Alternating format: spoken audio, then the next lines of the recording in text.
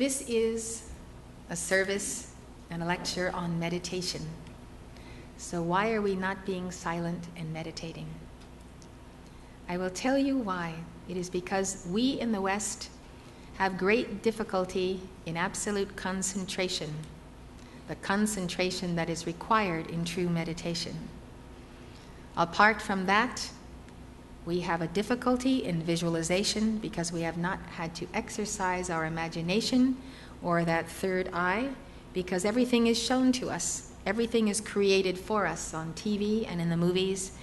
So we don't have to listen to the radio and visualize the Lone Ranger and visualize all these westerns happening and all the soap operas. All we have to do is sit back and let them impress upon us whatever thought forms they have chosen to create.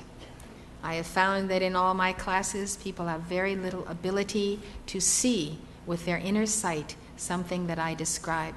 Something as simple as a sun or a star or a daisy. Many people cannot call that up on the screen of their visualization and see a daisy, an exact duplicate of a daisy that is growing in the field that they may have seen every day.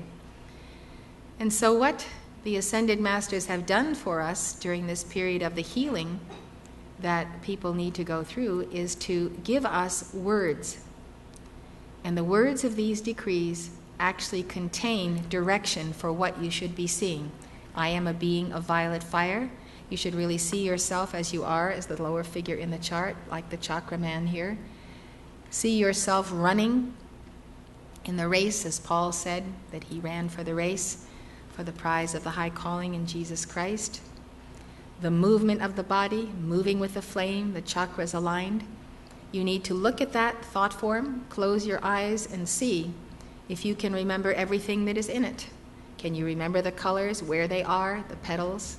Can you see yourself looking exactly like that person, and you see the crystal cord descending through the crown chakra from the I Am Presence? The third reason why we do not just sit silently and meditate is because the time is very, very short. There is heavy karma in the earth. The power of the spoken word is the power to create.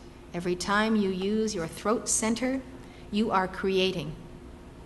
Words go forth and they manifest physically. So the Ascended Masters and we need God's creations to manifest immediately. These decrees are dictated by the Ascended Masters. They are like mantras handed down from ancient Hindu gurus that have been given thousands of times, except these come from not the unascended masters, but the ascended masters of the Far East and of the world.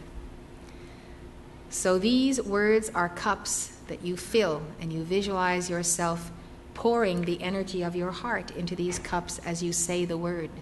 So you are meditating. And you can see how long you can keep yourself riveted on a certain visualization. And all of a sudden you'll be saying the words, but your mind is thinking about what you're going to eat for dinner, or what's going on outside, or somebody you spoke to yesterday, or a pain you may have in your foot. I mean, it's so very easy for us as Western people to simply be distracted that it takes a tremendous discipline.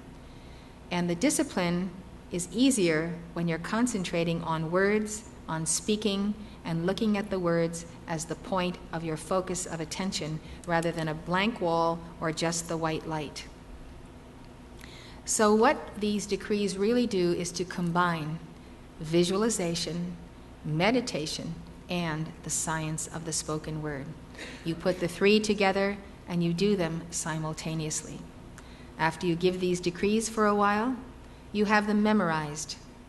Also, they are a very strong record and imprint in your consciousness, in all levels of your consciousness. So you have the power of reinforcement.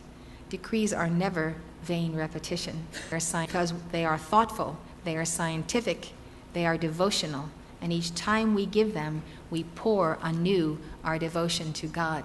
And so what we are doing is building a momentum of creating with light. So the repetition of the decree is not hypnotic unless you decide to induce self-hypnosis. But that's your doing. That's not the decree's doing. And of course, the Ascended Masters don't recommend it, and they forbid it with their chelas.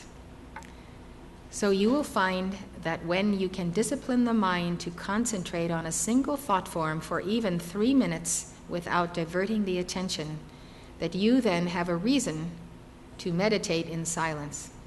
Until you can do that, you don't have to wait to gain that mastery. You can give these decrees and be performing a tremendous work for the planet.